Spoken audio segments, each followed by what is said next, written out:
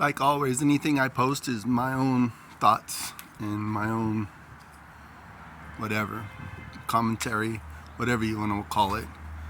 I like to put the disclaimer within the first 30 seconds just so if anybody really enjoys these videos, they can feel free to share it and like it and all that stuff. And maybe the powers that are, responsible for monitoring these videos could be, man, is my screen getting fogged up? Probably is. I apologize. Maybe I should be using the other camera, but I'm using the rear face, or not the rear, but the face-facing camera. I shattered this camera and it messed up the picture apparently. So anyways, the picture doesn't really matter. I like the background. I purposely try to have good lighting and all that stuff to make it a little bit more cinematic. But I guess what I have to say is that I was eager to post a video today because the Facing 50 thing has really been triggered from my dad. Today, my dad would have been 80 years old. And I don't know when it really started for him. His, I guess, midlife crisis, maybe. Maybe not. Maybe I'm really giving it a little bit more analysis than it deserves. Maybe it's just all like normal aging process.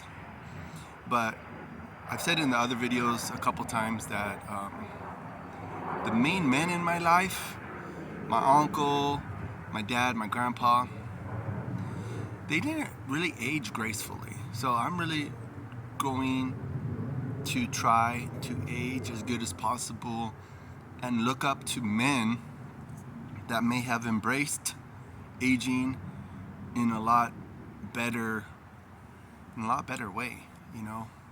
I mean, I'm not gonna pass judgment on anybody because I mean everybody has their problems. I mean, it's obvious that there's people on the outside that they may look like they have it all together. Like some of the people that I kind of envy in life, they may have the family, they may have the house, all the material comforts, and they may be on the inside may be like torn up, or they may have actual really domestic problems. If I see a man and a woman together and their children, they may look from the outside like they have it all together.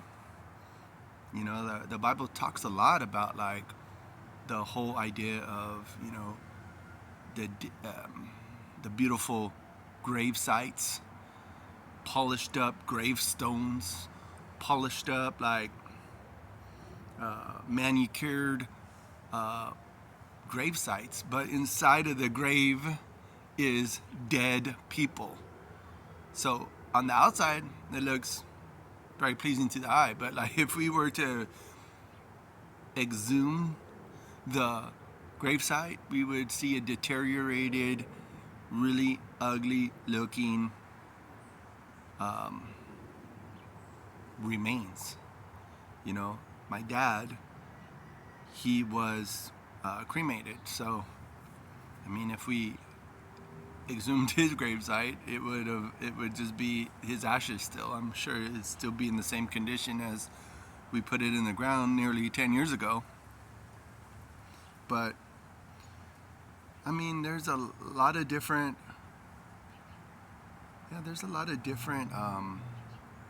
things facing 50 that I'm trying to process the best possible way, and I'm making today is February 7th, 2025. My dad would have been 80 years old, and I was just thinking about that today, and I wanted to say some comments because it's really relevant to my series this year of Facing 50. You know, like I've said in my other videos, if you want to watch, I mean, there's a lot of people that have faced 50 and beyond, and they do well. And there's some people that never even got to be 40 or something. They never got to be anywhere near 50 years old. and we should be honored. The aging process, although it's terrible and uncomfortable sometimes, and I guess lack of a better word, really sucky. But if you do try to have a little discipline in your life and try to make an effort to maintain some physical fitness and maybe read books more and even eat better, I mean, the balance of your life could be really pleasant. I'm a firm believer that the balance of the life could be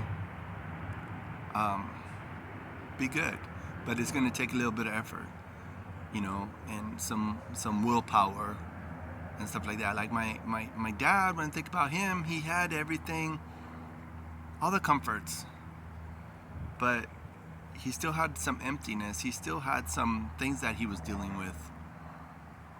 He was in Vietnam,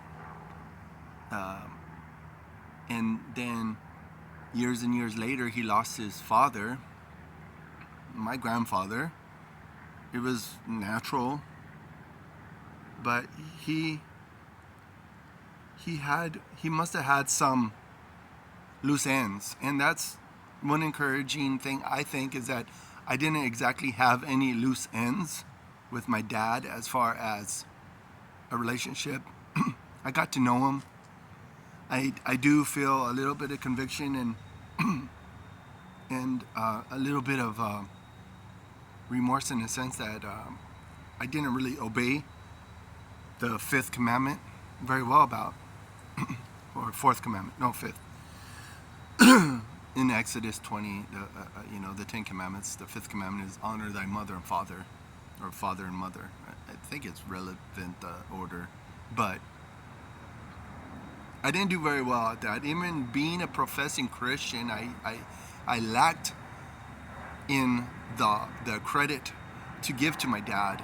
I lacked very much so on the way I was very impatient with him.